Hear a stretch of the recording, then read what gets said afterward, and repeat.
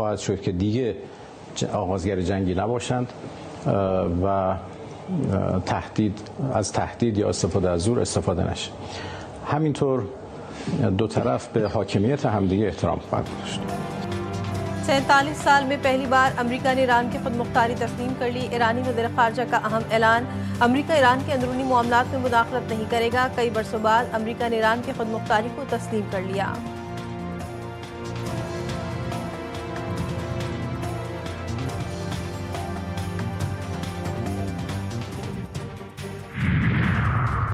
اسلام آباد مفاہمتی یادداشت حتمی شکل اختیار کرنے کے پہلے سے کہیں زیادہ قریب پہنچ چکی. ایرانی وزیر خارجہ عباس راشد نے کہا معاہدے کی تکمیل تک میڈیا کو مندرجات سے متعلق آرائیوں سے گریز کرنا چاہیے. ایرانی حکومت ذمہ دارانہ اور شفاف طرز عمل پر کاربند ہے. مناسب وقت پر معاہدے کی تمام تفصیلات عوام کے سامنے پیش کی جائیں گی. امریکی صدر ٹرمپ نے ایرانی وزیر خارجہ عباس راشد کا ٹویٹ ٹروتھ سوشل پر شیئر کر دیا.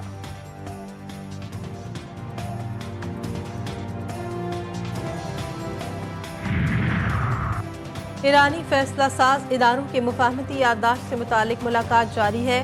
مفاہمتی یادداشت سے متعلق شائع کسی تفصیلات کی تصدیق نہیں کر سکتا. ترجمان ایرانی وزارت خارجہ اسماعیل بقائی نے کہا قیادت کے فیصلے بنے مفاہمتی یادداشت پر دستخط کے وقت اور مقام پر تبصرہ نہیں کر سکتا. بات چیت میں زیادہ تر امور پر سمجھوتے طے پا گئے. داخلی مشاورت حتمی نتیجے تک پہنچنے کے آخری مرحلے میں ہے.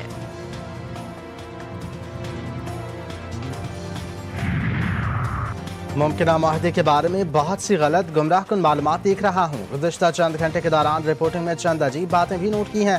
امریکی نائب صدر جے ڈی وینس نے کہا معاہدے پر دستخط یا کسی اجلاس میں شرکت کے بدلے کوئی فنڈ جاری نہیں کیا جا رہا.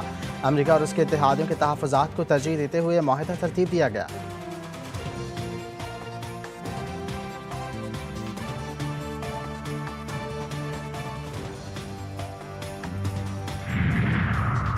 پیٹرول کی قیمت میں 4 روپے اور ڈیزل کی قیمت میں 2 روپے کمی کا اعلان. نوٹیفیکیشن کے مطابق پیٹرول کی نئی قیمت 373 روپے 78 پیسے فی لیٹر ہو گئی.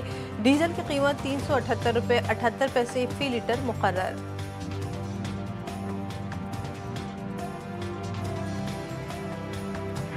مہنگائی کی وجہ سے تنخواہ دار طبقے کی مشکلات میں اضافہ ہوا ہے جس کا ہمیں ادراک ہے. لیکن انہی مشکلات کا ادراک کرتے ہوئے سرکاری ملازمین کی تنخواہوں میں 7% اضافہ کیا جا رہا ہے اور ریٹائرڈ ملازمین کی پینشن میں بھی 7% اضافے کرنے کی تجویز ہے.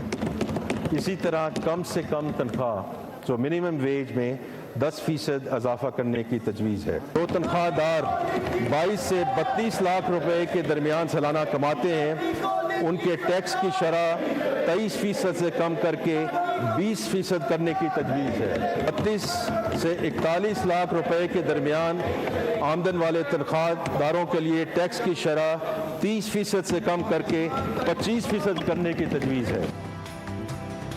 سرکاری ملازمین پینشنرز اور تنخواہ دار طبقے کے لیے خوشخبری. سرکاری ملازمین کی تنخواہوں میں 7% اور ریٹائرڈ ملازمین کی پینشن میں بھی 7% اضافے کا اعلان.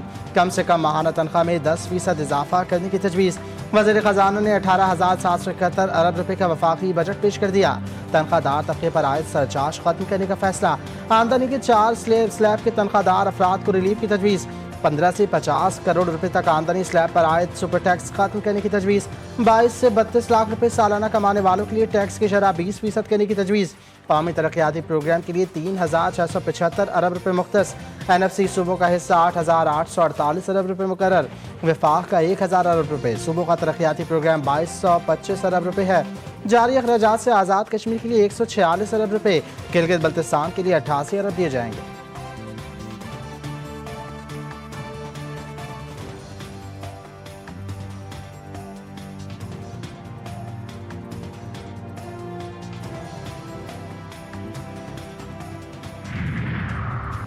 چھوٹے دکانداروں کے لیے فکس ٹیکس سسٹم متعارف کروانے کی تجویز. وزیر خزانہ کا کہنا تھا کہ سسٹم میں وہ دکاندار آ سکتے ہیں جن کی سالانہ فروخت 20 کروڑ روپے سے کم ہے.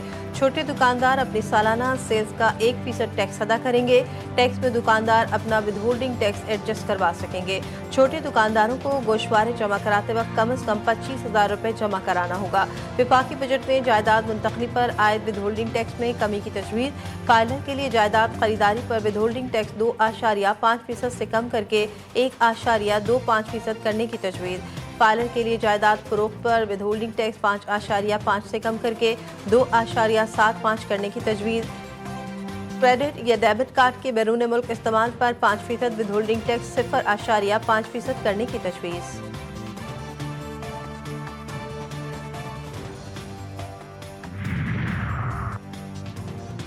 FBR का टैक्स टू GDP 10.3% तक पहुँच चुका। 3 सालों में मुल्की मईशत के तनासब से टैक्सों की शरह में 2% इजाफा हुआ। वज़ीर ख़जाना का कहना था कि मालियाती खसारा जून 2023 में GDP का 7.8% था। मालियाती खसारा मौजूदा माली साल के अख्ताम तक 4% तक आ जाएगा। एक्सपोर्ट पर एडवांस इनकम टैक्स और कम से कम टैक्स की मद में मजमूई तौर पर 2% टैक्स है, जिसे कम करके 1.25% करने की तजवीज़।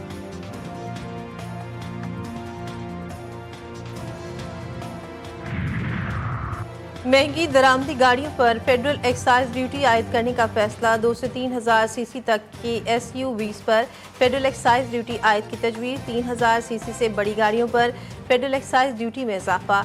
2 करोड़ से महंगी इलेक्ट्रिक गाड़ी पर भी फेडरल एक्साइज ड्यूटी आयद करने की तजवीज़। इलेक्ट्रिक मोटरसाइकिल, रिक्शों और बसों पर मौजूदा रियायती निज़ाम बरकरार रहेगा। दरामद किए जाने वाले इलेक्ट्रिक ट्रकों पर 1% सेल्स टैक्स सहूलत की तजवीज़ है। हुकूमत सिर्फ रिवायती ईंधन से चलने वाली महंगी गाड़ियों ही नहीं बल्कि कीमती इलेक्ट्रिक गाड़ियों को भी टैक्स नेट में लाना चाहती है।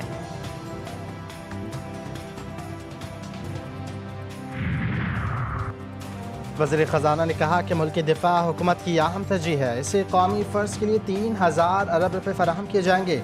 सिविल इंतजामिया के अखराजात के लिए 1,071 अरब रुपये मुख्तस किए जा रहे हैं। BISP के लिए 838 अरब रुपये मुख्तस करने की तजवीज़। BISP के लिए ये रकम पिछले साल के मुकाबले में 17% ज़्यादा है। वज़ीर आज़म अपना घर स्कीम के लिए 71 अरब रुपये मुख्तस किए गए।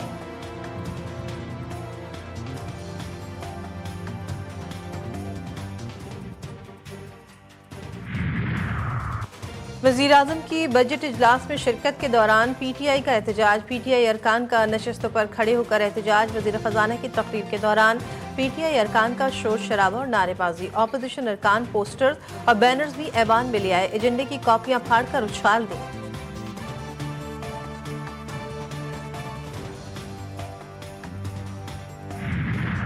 वफाकी बजट से मुताल्लिक़ GTV न्यूज़ की खुसूसी ट्रांसमिशन। माशी माहिरीन का बजट पर मिले जुले रद्द-ए-अमल का इजहार। मारूफ कारोबारी शख्सियत और pattern in chief United business group SM Tanveer ने डोमेस्टिक इकॉनमी पर एडवाइस टैक्स के फैसले को खुशाइन करार दिया। मारूफ बिजनेसमैन खालिद तवाफ ने बजट में छोटे दुकानदारों के लिए फिक्स टैक्स सिस्टम मुतारिफ कराने की तजवीज़ को सराहा।